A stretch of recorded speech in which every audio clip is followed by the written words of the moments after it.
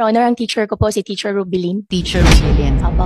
Saan naman, pagkatapos ng homeschooling, saan naman po kayo nag-high school? Your Honor, dire-diretso po, tuloy-tuloy din ako nakapag-high school at college po. Dire-diretso saan po, Mayor? Tutorial po yung ginawa po sa amin kasi nasa loob po kami ng farm. Okay, pero nagtapos kayo ng high school? Ang binigay lang po sa amin po na pinaka-libro po is si Teacher Rubilin na po. Kung maalala ko po, wala rin po kasi siyang grades. Andun lang po siya sa amin everyday po. Kinilala ba ng DepEd yung pagtapos nyo sa high school sa pag-tutor ni Teacher Rubilin? Your Honor, hindi ko po alam. Ever since po, si Teacher Rubilin lang po yung nagturo po sa akin. Pero nung nagtapos kayo sa high school, may diploma kayo? Wala po. Sa pagdinig sa Senado, paulit-ulit na sinabi ni Bamban Tarlac, Mayor Alice Goo na homeschooling lamang umano siya dahil itinago raw siya ng kanyang ama sa kanilang farm noong siya ay bata pa. At ang tanging mga kasama lamang daw niya ay ang kanilang mga kasambahay at ang kanyang teacher na si Rubilin. Pero hindi na raw niya matandaan ang exact na pangalan nito. Ngunit ngayong araw lumutang ang isang litrato at sinabing ito na raw si Teacher Rubilin. At ito ang itinatago-tagong lihim sa likod ng litratong ito. Halina't sabay-sabay nating panuorin at alamin ang videong ito na tiyak na ikakagulat nyo. Ngunit bago tayo magpatuloy, huwag kalimutang i-like, share, subscribe, and click the notification bell for more updates and for more upcoming videos. Maraming salamat! Sa December 2022 Assets, Liability and Network o SALI ni Bamban Tarlac, Mayor Alice Goo, nakadeklara sa kanyang personal property ang 3 dump truck, isang motorsiklo at isang chopper na may kabuuang halaga na 77 million pesos. Ipinagtaka ito ni Senator Raffy Tulfo nang ikumpara niya ang kita ni Mayor Alice. Sinabi ni Senator Raffy Tulfo kung pagbabasihan lamang ang kanyang kita ay hindi ito kayang makabili ng ganito karaming sasakyan. Hindi naman direktang sinagot ni Mayor Alice kung paano niya nabili ang kanyang mga truck at motorsiklo. Pero ang helicopter, nabili niya raw ito sa tulong ng kanyang ama na si Jang Jong Goo o ang Hilito Goo na isang Chinese. Pinagbahid ko po doon sa helicopter po ay galing po sa tatay ko. Po, nagbibigay po siya sa akin. Minsan po 500,000, minsan 1 million. Ayon kay Senator Risa Hontiveros, bukod sa chopper, 16 na sasakyan ang nakarehistro sa ilalim ng pangalan ni Mayor Alice Goo. Paliwanag ng alkalde, naibenta na raw niya ang kanyang ilang mga sasakyan. Nakatakdang ipatawag si Angelito Goo sa susunod na pagdinig dahil tingin ng mga senador nagsinungaling siya sa birth certificate ni Mayor Alice at ng kanyang mga kapatid. Ayon sa Philippine Statistic Authority, bukod sa walang birth certificate ang Pilipinong ina ni Mayor Alice na si Amelia Leal, wala ring marriage certificate si Angelito at Amelia, taliwas sa nakasulat sa mga birth certificate ni na Mayor Alice Goo. Matatanda ang una ng sinabi ng alkalde, mula nang siya ay pinanganak, hindi na niya nakita ang kanyang ina na kasambahay ng kanyang ama at hindi niya alam kung nasaan na ito. Pero base sa aking pananaliksik, lumutang na ang pamilya ni Mayor Alice Goo ay napakalaking sindikato, hindi lamang dito sa Pilipinas, kundi pati na sa ibang bansa.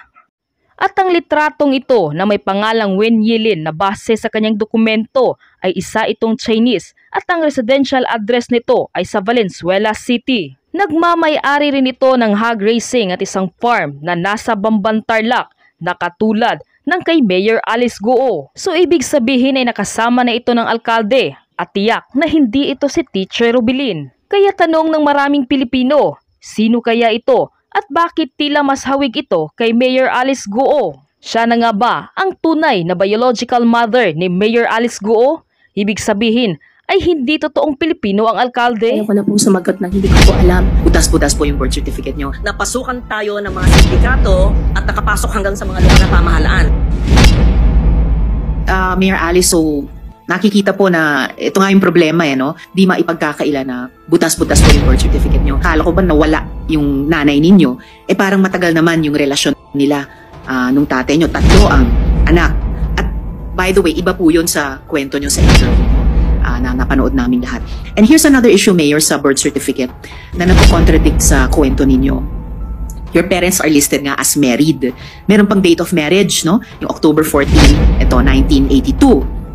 Date of marriage. Paano mangyayaring kasal sila kung sabi mo ang birth mother mo ay yung kasambahay sa bahay ng tatay at nanay mo? Your Honor, as much as possible, ayaw ko na pong sumagot na hindi ko po alam. Pero hindi ko po talaga alam at hindi po ako yung nag-prepare po nung birth certificate ko. Kung peke ang birth certificate nga, at kung napepeke ang birth certificate, ano pa ang mga ID emanating from that, o di pwede na sila mag-SSS, GSIS, pag-ibig, may-ari ang lupa, etc. So napakaseryosong bagay ito. Napasukan tayo ng mga sindikato ng malaking bansang yan at nakapasok hanggang sa mga lokal na pamahalaan.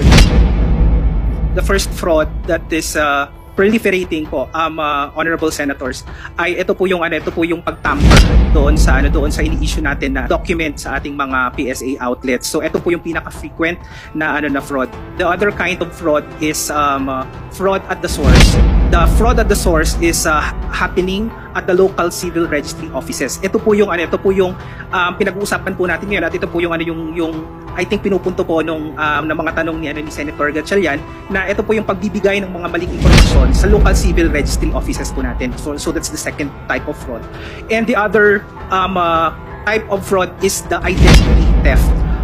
Meron po dun sa investigasyon po natin nung nakaraan, nung makalipas na taon, nung budget hearing, meron po kaming na-determine na yung third kind of fraud po na kumuha po siya ng identity ng isang patay na tao. So ito po yung mga fraud na na-determine natin during that investigation.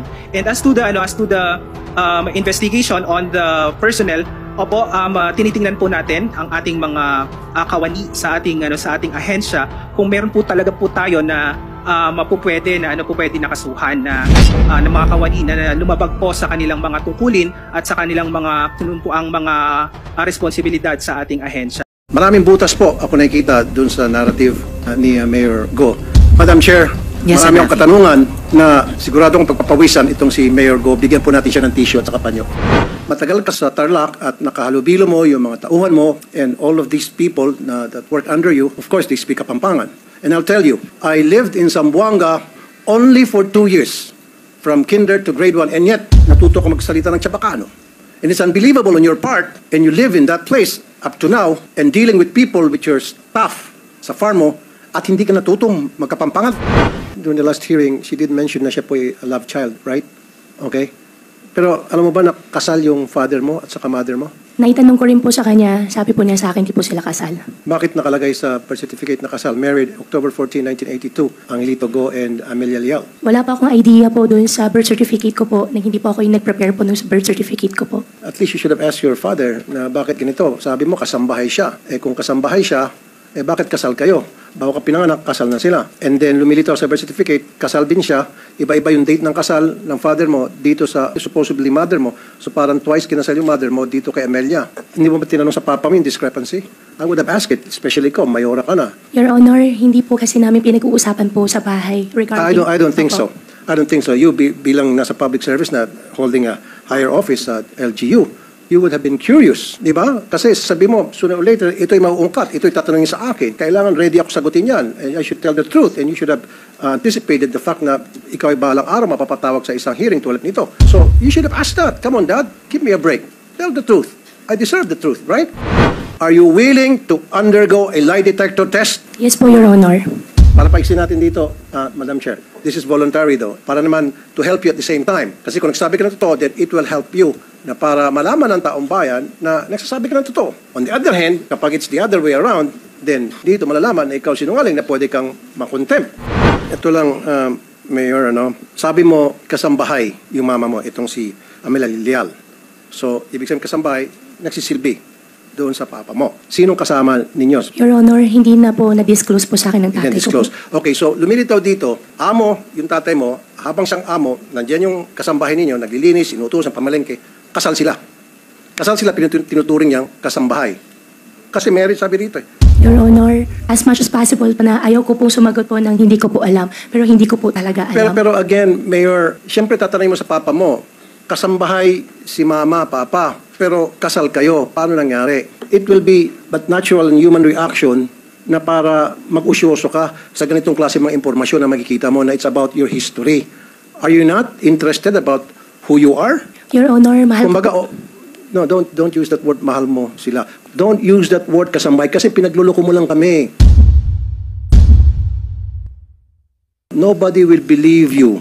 You keep stating na kasambahay. Paano maging kasambahay yung nanay mo kung sila ay kasal ni papa mo? Maliban na lang kung si papa mo ay nagsisinungaling dito sa birth certificate. And what is the reason why would he lie? Your Honor, yung birth certificate ko po, binigay po sa akin ng tatay ko nung hiningi ko po sa kanya. Ang nabasa ko po doon sa birth certificate ko po, nakalagay po doon, yung biological mother ko po ay housekeeper. At pasensya ka na, Sen. Rafi, ayaw ko po sisihin yung tatay ko. Mahal ko po ang tatay ko. Wala po tayong, madam, wag niyo pong ilalayo yung topic. Wala pong kaming sinisisi rito. Hindi namin sinisisi papa mo, hindi namin siya hinuhusgahan, hindi namin sinuhusgahan din mama mo. Ang sa amin lamang is trying to find the truth. Parang lumilitaw, maraming butas yung mga statement mo, nagsisinungaling ka, may tinatago ka talaga. May nakita ako dito sa kanyang salin na marami siyang dump truck at helicopter. Right? You own this? Wala kang partner dito. Sarili mo to. Ikaw nagmamayar dito. Naka-register sa'yo lahat to. Sa akin po. Sa'yo to. Magkano sweldo mo doon sa negosyo?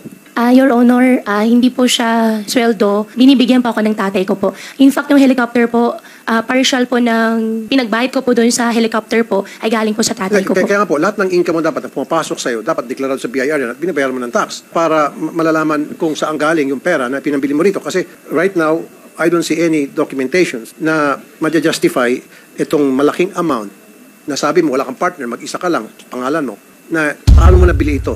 Saan pera nanggaling to? Siyempre sabihin mo sa negosyo mo. Madam Chair, pwede ba tayong humingi ng dokumento sa BIR kung meron? Yes, we can request that, Madam Chair. If we may lang po, since it's covered under Section 270 of the Tax Code, may we request from the Mayor a written consent allowing us to provide this committee the requested documents po. So Mayor, pwede nyo bang bigyan ng written consent ang BIR para ma-issue nila sa komite kasama si Sen. Rafi yung hinihinging dokumento? Opo, Madam Chairman. Sana maintindihan mo, Mayor Go. Kasi ang ginagawa mo, nililihis mo kumukuha ka ng simpatiya sa publiko Kasi that's what the public really wanted to hear na yung mga sad story, mga fairy tales, mga teleserye. Gusto mong pumunta doon pero no, wag mo kami lisin doon. We know better. Okay? You cannot use that. Wag ka magpapakaawa dito po, Mayora. Alam naman namin talaga kung sino ka. Because we know, and everybody knows here, everybody listening and watching, and you know in your heart, na inconsistent ka and you're lying. Sometimes kasi sa pagsisinungaling mo, akala mo yung pagsinungaling mo nagiging totoo na. Because sanay ka sa pagsinungaling, you've been living in a life of lie. Base po doon sa mga statements na mga binitiwan mo na sa